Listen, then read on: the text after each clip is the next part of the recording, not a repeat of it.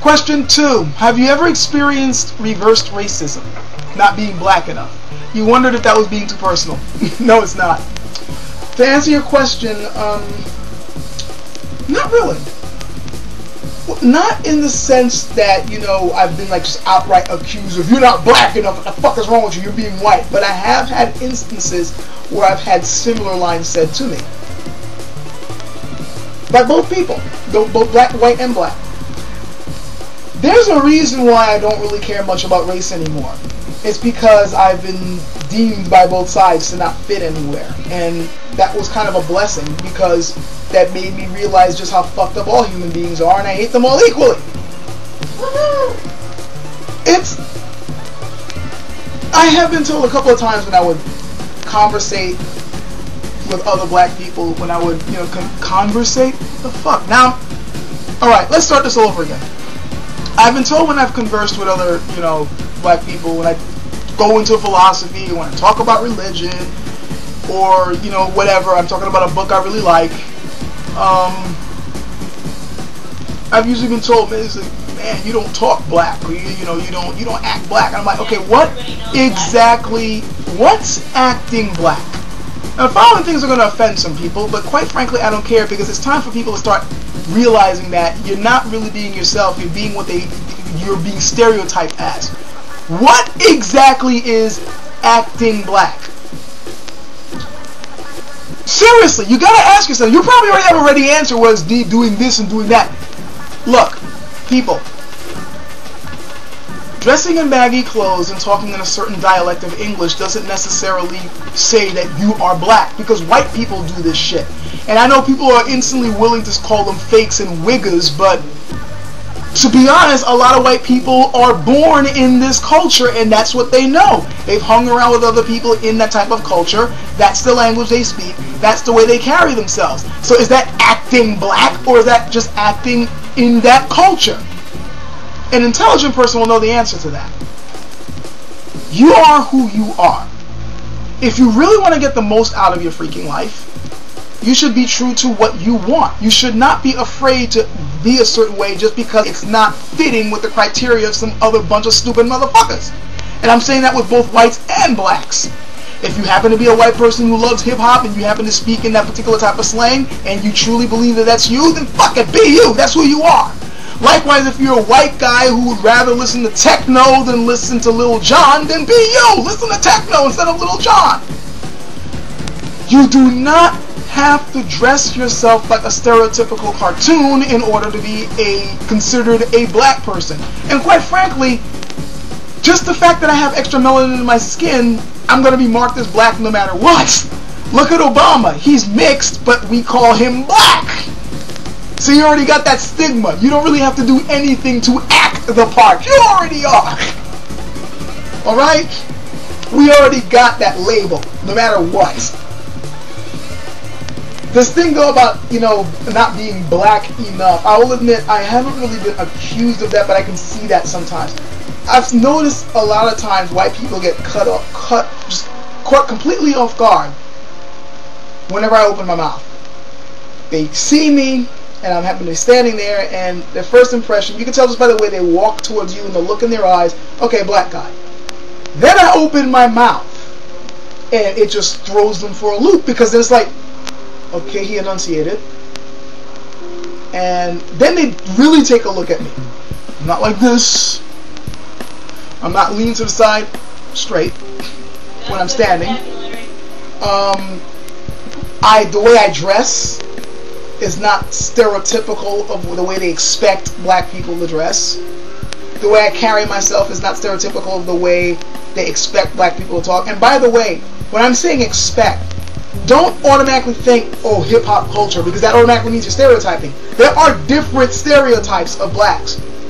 I noticed they either expect a black person to be like straight up street culture type, or the somewhat intellectual but very religious type, or like really trying hard to be intellectual type, which I think I've been accused of a couple of times. And I'm just me.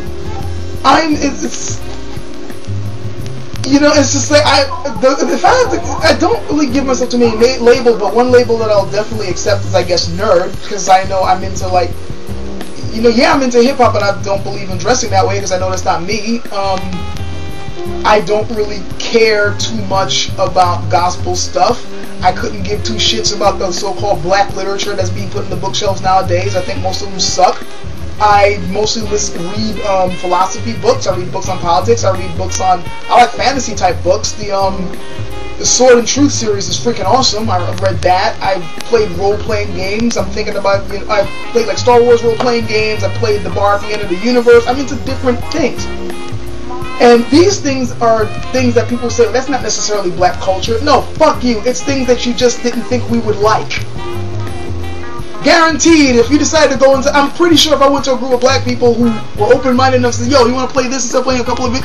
Look, there are black people right now who have played Final Fantasy and Chrono Cross and, Knights of the Old Republic. So they obviously like role-playing games. What the hell makes you think they wouldn't like tabletop ones? Oh my god. A role-playing game with your family. Oh my god. You know what? That would be awesome. You know what would be even really cool?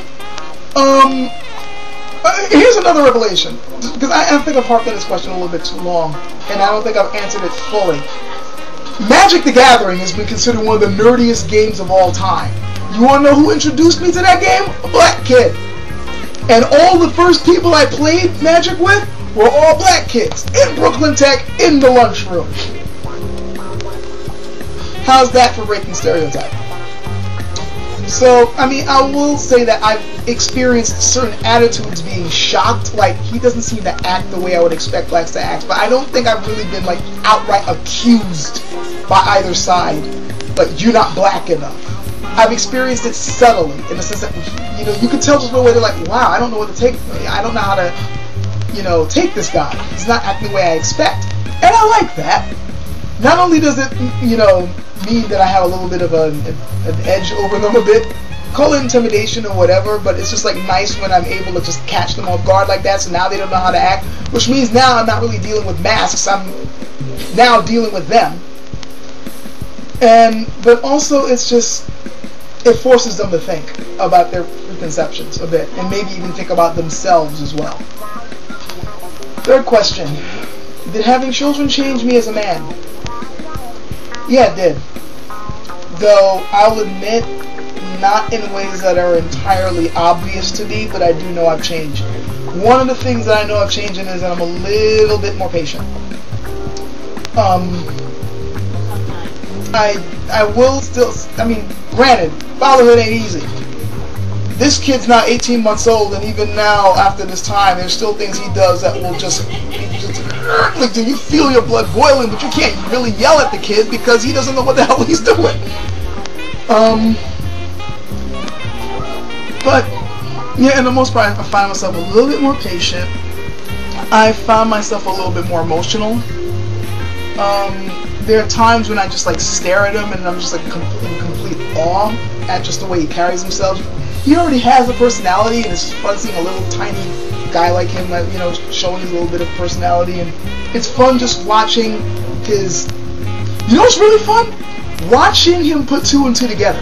Like, you never know when they encounter something completely new, and they just like, you know, trying to figure out, how does this work? And you can see it in their face that they're like, I wonder how, you know, how does this get put together? How does this, oh, it rolls, huh? So if I roll it here, you can see that. I mean, they're not saying it, but you can see that this was going on in the back of their minds. You know, it's awesome to watch. And it's, in some ways, it makes you kind of reflect on yourself as well about learning new things and figuring out things around you. Like, it's cool. It really is. Yeah, to answer your question, as simply as possible, yeah, it has changed me. But to come up with concrete examples is probably going to be hard for me to come up with. Like, we'll probably ramble on for a while, and I've rambled enough already. As you can hear by my throat, because it's now dry.